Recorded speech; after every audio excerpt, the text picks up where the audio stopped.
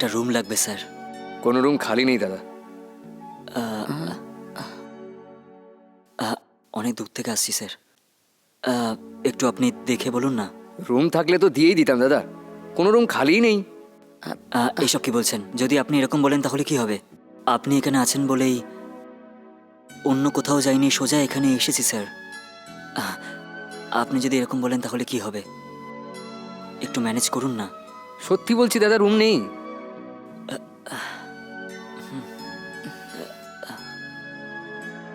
রুমের ভাড়া কত স্যার? 2000 টাকা।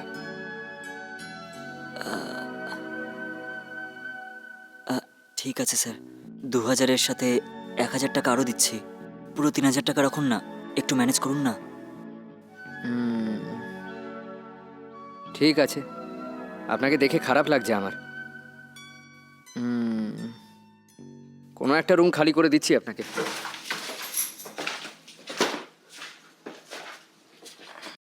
আসুন, আপাতত এই রুমটাই খালি আছে।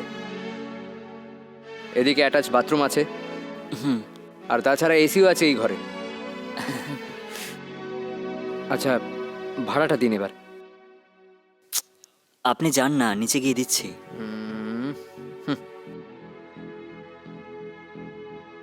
শুনুন, কোনো কিছুর দরকার পড়লে রিসেপশনে ফোন করবেন। ঠিক আছে।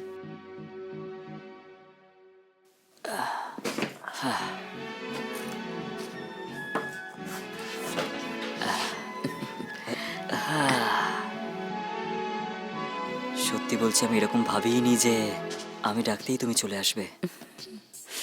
তুমি আমার সাথে এখানে চলে এসেছো, এটা দেখে আমার খুব আনন্দ হচ্ছে। তুমি তো আমাকে আসতে বললে, কিন্তু আমি তো ভয় পেয়ে গিয়েছিলাম। লুকিয়ে লুকিয়ে বাড়ি থেকে বেরোবার সময় আমার তো খুব ভয় করছিল। ঠিক আছে, কালকে আমরা আমাদের বিয়ের জন্য সব ব্যবস্থা করে আনছি। হ্যাঁ, আচ্ছা ঠিক আছে। ডার্লিং লজ্জা পাচ্ছে। রসগোল্লা আমার ডার্লিং।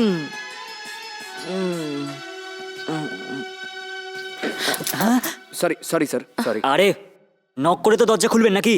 সরি স্যার, এরকম কেউ করে নাকি বলুন তো? আপনাকে ওয়েলকাম ড্রিঙ্কটা দিতে এসেছিলাম স্যার। কত বছর ধরে কাজ করছেন আপনি এখানে? হ্যাঁ, সরি স্যার। মাথায় কি একটু বুদ্ধি নেই নাকি? এরকম ভাবেই সব রুমে ঢোকেন নাকি আপনি?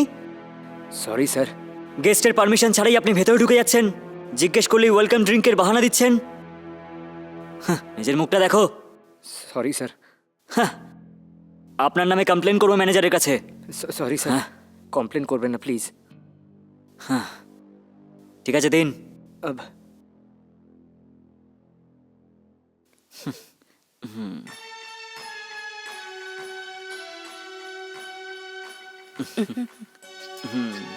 নিয়ে নাও না ডার্লিং।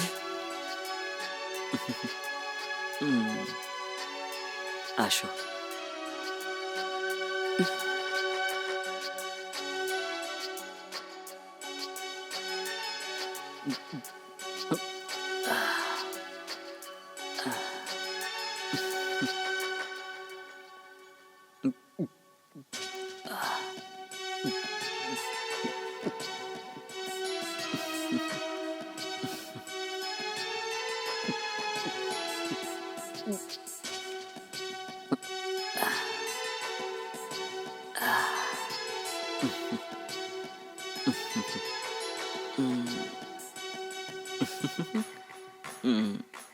আমার রসগোল্লা।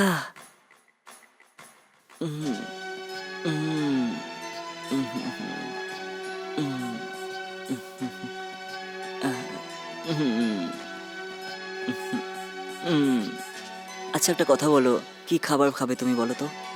পরে খাবো বরং, আমার এখন খিদে পাইনি। হ্যাঁ, এই যদি সঠিক সময় না খাও তাহলে তো শরীরটা খারাপ হয়ে যাবে। যদি কিছু হয়ে যায় আমি সেটা দেখতে পারবো না। আমি বাইরে গিয়ে তোমার জন্য খাবার নিয়ে আসছি, ঠিক আছে? ঠিক আছে।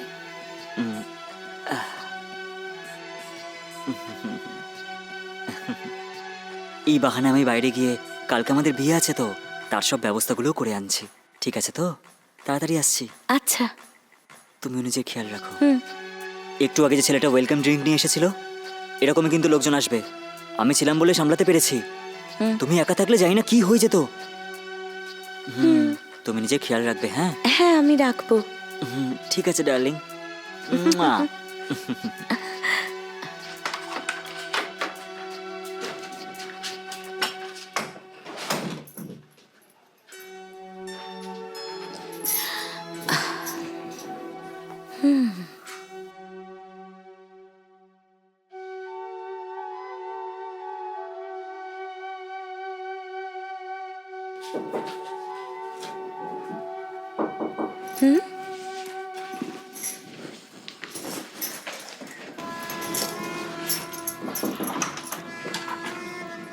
হ্যাঁ, বলুন।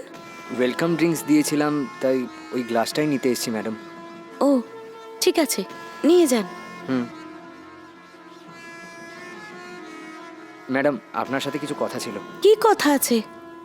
এই, তুই এখানে কি করছিস? ওয়েলকাম ড্রিঙ্কের গ্লাসটা নিতে এসেছিলাম স্যার। তুমি তো জানতে আমি বাইরে গেছি, আর এটাও জানতে যে ও এখন একা আছে, তাহলে ভেতরে কেন এলে? এই গ্লাসটা নিতে এসেছিলাম স্যার। ঠিক আছে, গ্লাস নিয়ে এখন যাও। এই, একটু দাঁড়াও। হ্যাঁ, এরপর আর যদি কোনো বাহানা করে রুমের ভেতরে ঢুকবে না। ঠিক আছে স্যার। কোনো কিছু দরকার লাগলে আমাকে বলবে। ঠিক আছে স্যার।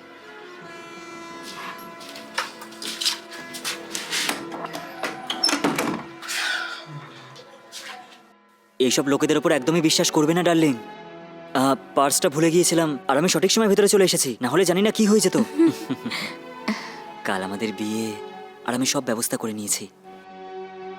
কালকে সকাল হলেই মন্দিরে গিয়ে আমরা দুজনে বিয়ে করে নেব, আর তারপরে আমরা দুজনে একটা নতুন জীবন শুরু করব। হ্যাঁ।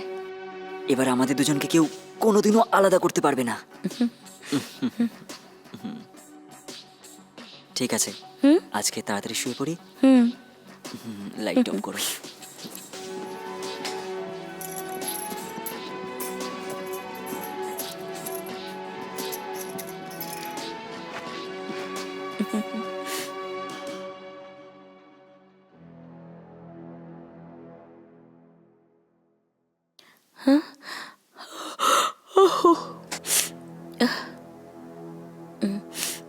আরে,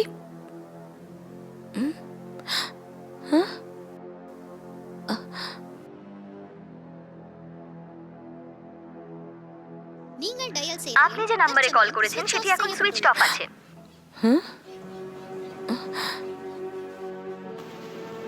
আপনি যে নম্বরে কল করেছেন সেটি এখন সুইচড অফ আছে। এ কি, ওর ফোনটা সুইচ অফ আসছে। কোথায় গেল ও? আপনি যে নম্বরে কল করেছেন সেটি এখন সুইচড অফ আছে। ম্যাডাম, আপনার কি কিছু দরকার? আমায় বলতে পারেন, আমি নিয়ে আসবো।